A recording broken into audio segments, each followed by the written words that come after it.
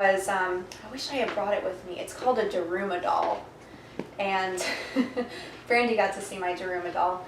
But my little celebration was I got to stick the other eye on my Daruma doll, and Daruma dolls are Japanese goal-setting dolls or luck dolls. But it's meant to help you develop a SMART goal because Daruma needs his other eye. Once you've set your goal, you stick one of the eyes on, and then once you accomplish the goal, so it needs a clear ending point, you stick the other eye on. Mm-hmm. So my Daruma got his eye, and I got to celebrate with my roommate and a couple other friends at Radio Bar. How about that? All right. How's everyone feeling? Good. All right. We're going to do a short demo. Is there anyone who wants to come up and be motivationally interviewed? I'll be interviewed. All I right. don't want to do the interviewing. No, this is Okay. this is a I might demonstration. regret This this, is but I'm gonna practice. do it. That's okay. Just give me the short definition of primers again. Primer is your reminder to do something. I can get up. So I shared a little bit earlier that That's where the roommates come in and... that would be an accountability buddy unless my roommate is in charge of saying, remember, you said you were going to do this thing. But she... Primer is like tying the ribbon on the finger. Yeah, Or or setting like an alarm. Or setting an alarm. Okay. Mm-hmm. Anything that helps you remember what you're Okay. going to... Do you want a bolster so that you can be comfortable? I'm good. Okay. I'll say that. How long am I going to be sitting? I'm good right now. Maybe 20, maybe 20-ish. So, I might squirm a little bit. You never know. I'm going to go as true to form to our templates that we have. Okay. Where page is it started on? This is 24. Okay. So Becky's actually going to be able to follow along with me even as she's answering, since she doesn't have the resource right in front of her, although you could if you thought it would be better for you. So we're going to probably go steps 1 through 8, depending on time. And actually, when you're doing this in real life, generally you can get to change talk within 3 to 4 rounds of this. So the average is 3.6 different questions in the motivational interviewing. Although if it's something that's a little bit heavier or a really well-worn groove, or maybe trying to get someone to address their addiction by going to rehab, it might be all of them. So When you say 3, so you're saying by about step 3, between 3 and 4, between step 3 and 4? not get to steps, change? but of the 12 tools in the motivational interviewing Yeah. format, Yeah. based on how your interview goes, it's likely that you'll only have to use 3 or 4 of the 12 tools that we've laid out. Okay. Not You pick necessarily and in order. choose, because you pick and choose which ones of these you're going to Yeah, like if use someone's, kind of after the first couple. yeah, like Or- let's say we get to scale of confidence and she's like, I'm a 9. It's like, all right, let's skip to the end and start creating your SMART goal. So, Got it. So, Becky, what was the change that you wanted to work on today? The judgment of self. Okay. The way I'm judging myself. Can you tell me a little bit about that? I'm just not ever feeling good enough. I'm extremely judgmental of my looks, and always have been. And I would like to stop that. I'd like to feel that I'm enough, no matter what. So. I can understand that. I felt that too. Where does this tend to show up in your day-to-day life? It shows up a lot if I'm in a relationship. It's almost sad to say it's easier not to be in a relationship than to deal with that. it shows up, it can show up anywhere. If I am, if it's really on me, it can show up anywhere. You know, I'm judging myself by what everybody else looks like, their outsides compared to my insides. This would be the way to say that. So in the breakdown of your day, let's say we start from the first time that you wake up, what are the points that you encounter that, would you call it negative self-talk? Or okay. Dressing, you know, if I just the start with the washing the face and brushing, you know, whenever I'm in front of a mirror, you know, just to be honest about that, you know. Appreciate your honesty. So, you know, because it's always going to be the, you know, the body is not right, you know, the face isn't right. The face it's almost like the face, I know that it is what it is, but the body, I have this idea that I could change it, which makes it even crazier. So, you know. So you said that you have the idea that you can change the body. What do you think that would look like? I like diet and exercise and strict rigidity, which I really don't want.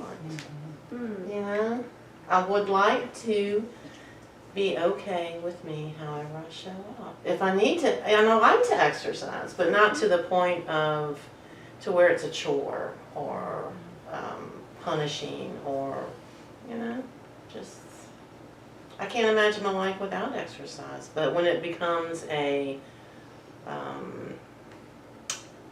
goal, and goal isn't the right word, it's really a punishment, you know, then it's a problem. Sure. So it sounds like you're saying that you presently do exercise. Yes. Are there any forms of exercise that you're doing that you really enjoy or that you see as being a present to your body? I love yoga. I love to walk. I've just started riding my bike again, which is after 45 years, you know, which is great, but I'm a little scared of it, you know. I'm very scared of it. And I have great respect for that kind of thing, but, you know, I like all of that. Yeah. You are brave. I'd like to comment on that because I started riding a bike a couple years ago after many years of not riding from my childhood, and it's scary. It is scary. I recognize your bravery. When I say ride a bike, I'm talking about in little increments of bike riding. Excellent. So, just to summarize what we've spoken about so far, the habit or the wellness focus that we have is eliminating or lessening negative self-talk. Okay. On a scale from 1 to 10, 1 being not really important at all and 10 being extremely important for right now, where would you plot that change? I think at least a 7, if not higher. You know, because I think it evolves and keeps me from what I want to do. Because if you're not good enough, you're not good enough. Does that make sense? Yeah, of course it makes sense. But can you further enlighten me? What do you feel that it might be keeping you from? Well, it would keep me from going forward in what I want to do with yoga. It'd keep me from getting in a relationship.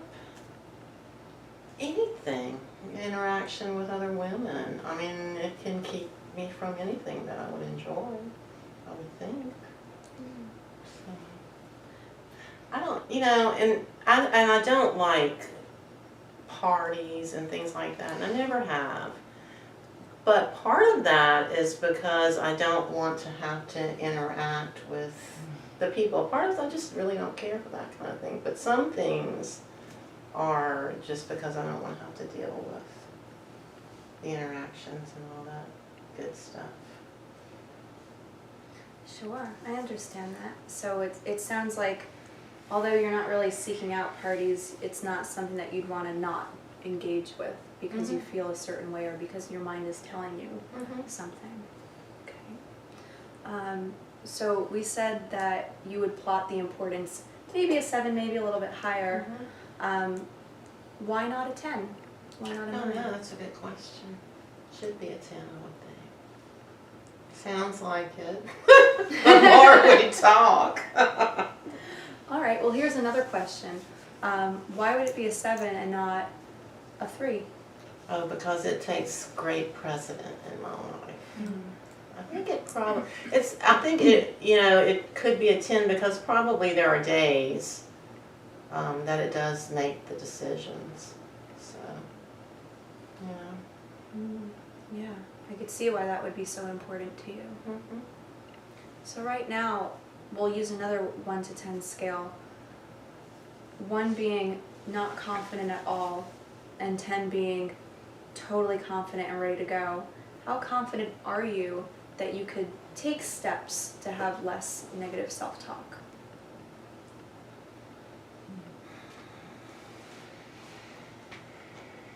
I'm confident it would work because I'm confident it has worked in other areas in my life. Will I? It's the question. Maybe that should be the 7. It's like from a 5 to 7. If it's a will I, it would be from 5 to 7. If I'm confident it would work, it would be 7 and up. Okay. Yeah. Let's say, assuming that you had the right plans, assuming that you and I were able to come up with some kind of plan of action, some kind of template that you could follow. How confident are you that you could follow that? 5.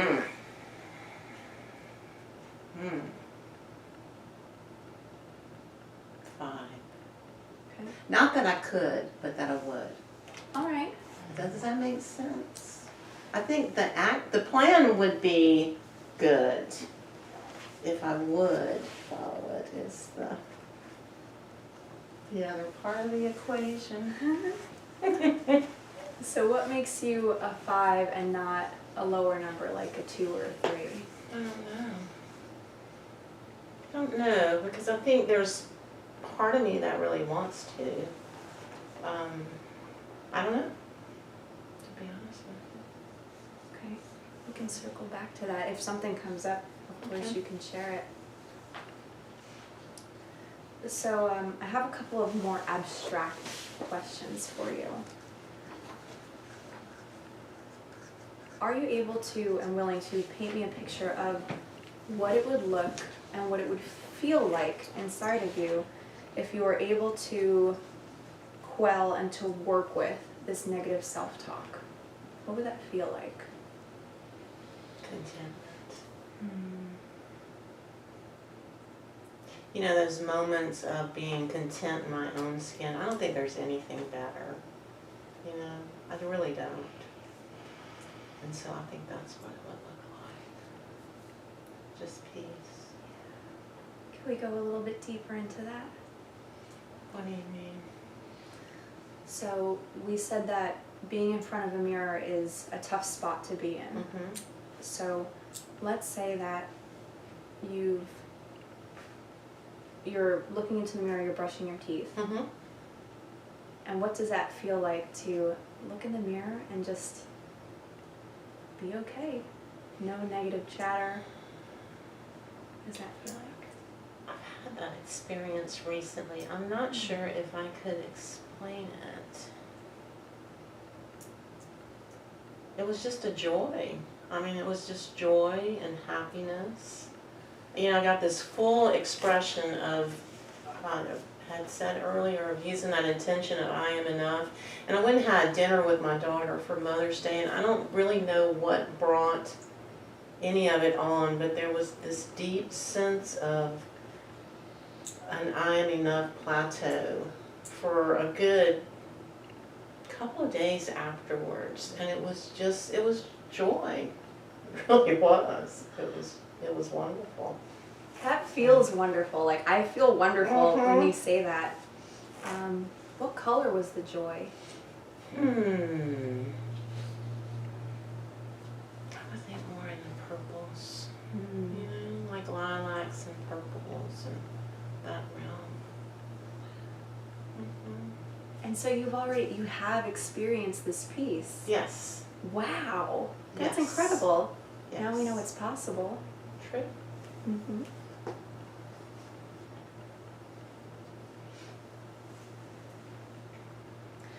So earlier in our session, we got to speak about some of the things that you might be missing out on as a result of this, the presence of the negative self-talk.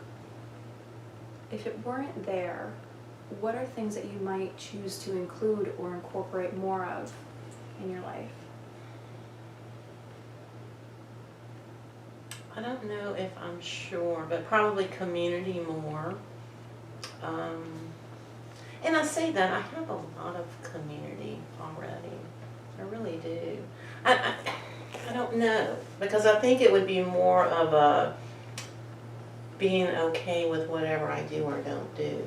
You know, it's not so much the doing as just being okay with, you know, if I choose not to go to said party because I just don't want to go to the party, then that'd be fine. And if I recognize that I'm not going to the party out of fear, then getting up and going to the party, you know?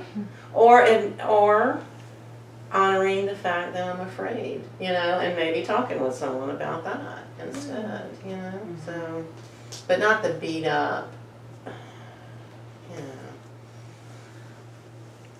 You'll have to tell me if you agree with this.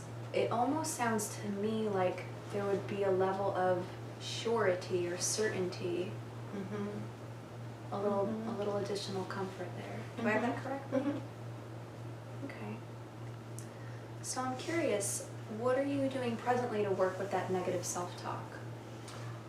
Yoga Nidra has helped me a lot. So I do try to practice some form. And that has helped a lot. There are days that, you know, if a day gets away from you, then it ends up being 2 or 3. Making sure that I do get out and walk and breathe and, you know, things like that I enjoy doing. I love to cook. So things like that. Nourishment that's good for me because I really love to junk out too. So, and I don't junk out like I used to, but I do still notice when I incorporate good foods and stuff, how much better I feel, and, you know, positive people around me, things like that. So it sounds like you're already making a lot of loving choices.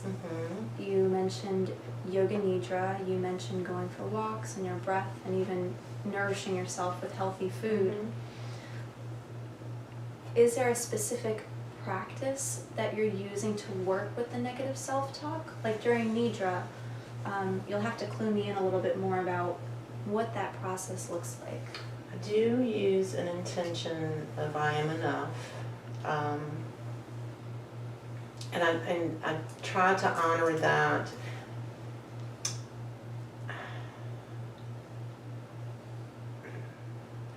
Because I really think with Nidra we can change some of that pattern. I think it's just more, for me, the commitment of knowing that it works and taking that time for myself. You know, there are some days that I'm like, why am I doing this? But taking that time and getting quiet. On the days where I don't have my meditation practice, I'm for sure make sure to use Nidra. You know, and then there are days when I have both, and that's always a plus also. I don't know more specifics about that. I think it's more of I can recognize that I'm just more in a negative space and doing something to change that pattern. And sometimes I recognize it's only for a short period afterwards, but I do recognize that I feel better, you know? And so I don't know. I'm really fascinated because you do call it a pattern. is there, when do you know that you need to interrupt a pattern that's happening? When I catch myself. Mm-hmm. So AA has taught me to keep an eye on me, you know, and so, you know, I do catch myself, and I have people in my life that I speak with quite often, and if I don't catch it, they do, and but yeah, because I'm. It's not that I'm in this grip of watching, but I can, and meditation really helps with that. I can see when I'm woken up in fear, or you know, I'm listening to whatever is going on here, and pretty much tells the tale, you know. So. Do you feel like there's anything missing from your present practice that could help you move toward this goal a little bit more fully? I don't know what's missing. If there is anything missing or what it would be, I don't think I do. Okay. I don't know. I don't know. All right. It sounds like you would probably benefit from some of the habit loop worksheets that I happen to have, if you're open to exploring them. Okay. And we could also talk about if you do want to move forward and try and pursue this as a goal for yourself, we can start to structure that. But we would need to become more specific about what we're implementing and when we're implementing it. Is that something that you'd be open to exploring? Mm-hmm. Okay. So at this point... She says real sheepishly. So if you were to plot this on your internal readiness to act, we're going to plot it on a 1 to 10 scale. 1 being still not ready, 10 being I'm there. Where would you plot yourself? I think I'm back at that 7 again. Because you know, when you do stuff like this, then other people really get to know you more. That's so scary. They do. I would get to know you more. You would get to know me more. And you would be living a more authentic version of yourself. So I can understand what that feels like, the good things and also the little bit of frightening things. But you're at a 7. What would it take to get you to a 9? I don't know. I'd have to start and see that it's working. Then I think that would do it. So maybe we could plan a short-term goal into your program. Okay. How does that sound? Sounds possible? Mm-hmm. Okay. I'm excited for you. So at this point... I was like, what did I roll myself into? What have I done? This just turned into therapy. So at this point, we would start helping Becky form a SMART goal. And it would be similar lines of questioning, similar lines of guiding. And since we do have some tools to work with, we do have our habit loop worksheet. We do have tools that we haven't gotten to yet that'll come in our July weekend together, but you'll have those at your disposal. And even if you wanted clean sheets to print out for people, we could do that. It's simple stuff. But so yeah. There were a couple of directives that came through, but they came through as offerings. So we did offer the habit loop worksheet. If she had said no, that's not for me, just go to plan B. Keep following.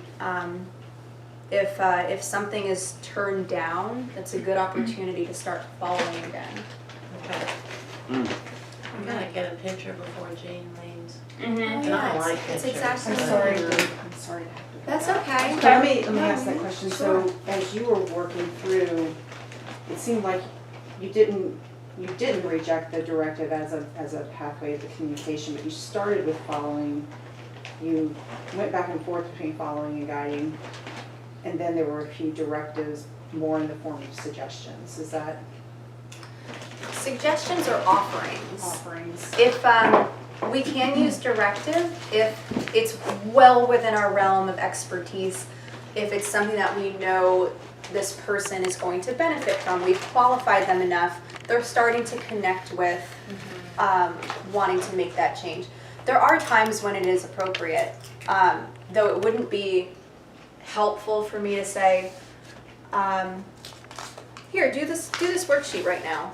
Mhm. Or like, go home and do this worksheet and Have it to email me by back next me. Tuesday. Yeah, it's, Bye. you'll never see that Yeah. worksheet. All right. Yeah. I No. know, because I've done that. I've Yeah. tried to give people the worksheet and they're like, no. Mhm. So, So what, we would do the goals together? We would do that together? yeah, that way there's, we say in positive psychology, 2 prefrontal cortexes are better than 1. So, rolls right off the tongue. So if Becky were to do this alone, or if I were to do it for her, which would just be not appropriate, we might find that maybe the goal isn't clear enough. Like, I want to lose weight. It's a goal. It's not a clear goal. We don't know how to get there. We don't know when it's over. Or if it's something that's very lofty that maybe needs Some baby another steps. rung in the ladder or some baby steps, we would be able to catch that together and just have a more solid plan. So I'm sure that you've worked with people where they're starting to change habits. They're starting to tell you, like, I'm feeling a craving. I don't know what to do. Maybe you take a shower then. Or if one of the big triggers is being in a situation where there's alcohol around, what are my go-to steps when or if that does happen? Do I have a plan of action Right. that can occur in that moment? Like develop something when she looks in the mirror, Mhm. what she does when she looks in the mirror, Mhm. or what she does if she starts to hear the voice when she looks in the mirror. Yeah, or even go and meet that voice in the mirror. And this is going to be dependent on what she wants to do, what she thinks is going to. But you could Well, offer like those how these options to her. things You could strike say, you. do you want to set up a plan for what you're going to do when you look in the mirror in the morning? Mhm. Yeah, Do you want to set up something that you could say if you hear it start? yeah, And then they'll say yes or no, and then you would help them devise that. Like, you would just guide them through that process, and they would come up with it, or you would have some ideas probably for them too, right? both. We would be able to use our pattern of questioning to, like, I might not say, like, let's do a pattern interrupt. I might say, like, I've heard of these things called pattern interrupts. How do you think if you were having a pattern, how would you interrupt it? And if she starts biting onto that, we might say, like, oh, well, there's this thing called the homunculus, which is in your notes. And we know that if we say things out loud, we'll start to believe them. So her pattern interrupt might be like, I wake up in the morning, I have the ribbon tied around my finger as my primer, and I know, all right, I'm going to go to the mirror and I'm going to say, good morning, Becky. And that's it. And then it can become like whatever it happens to blossom into. If it's negative self-talk, and let's take an extreme example. Let's say internally in my mind, I look into the mirror and I'm like, I fucking hate you. It's not going to be helpful to be like, now I'm going to look in the mirror and be like, I love you. So, Thank you. yeah. Yeah, That's exactly. crazy town. That's ridiculous. Like, That's no. But your client will be able to tell you what's going to be a believable intervention or a believable new thought or something. So, but that you could they'll- tell them, I've had other clients that have done this, or I've read about people doing this, and you could offer those choices to them, and then they could maybe pick one, like, oh, I love the idea of writing messages on the mirror, so that when I go to the mirror, I'm actually reading those messages rather than listening to what my head is telling And me. you know, dry erase markers. Right on mirrors, and Lipstick. wipe them right off. I've actually done that before. Little notes. I've I know forgotten people who about put that. sticky notes up. Mm-hmm. Anyway, I guess I'm just saying you could offer like because I have a feeling a lot of times people aren't going to know what What is gonna To work, or they're you not can going to try. be like if you say okay, what could you do instead? You can use guiding Oh. questions in very interesting ways. Some instruction is helpful, especially like the science is really helpful. We do have access to it. Mm-hmm. It just wouldn't want to be like, you know, we know that this works and you should try it. Mm-hmm. No, yeah, it's just Right. That's just But you you can can say offer and other say- people have tried and Yeah, had success with. yeah. Do you think X. that would work for you? How do you like that idea? Mhm. Do you Would like to ever try that? Yeah, Okay. do you ever share what's happened with you if you've had that? Mhm. Okay. yeah. Okay. I talk about anxiety disorders and eating disorders and even some heavier stuff. So I've wanted to ask that a few times through. How much we share of our own stuff too. Yeah, if how- I've had that experience, what has? okay, yeah, okay. Let's Oh. do that. We can pause the video. I'm gonna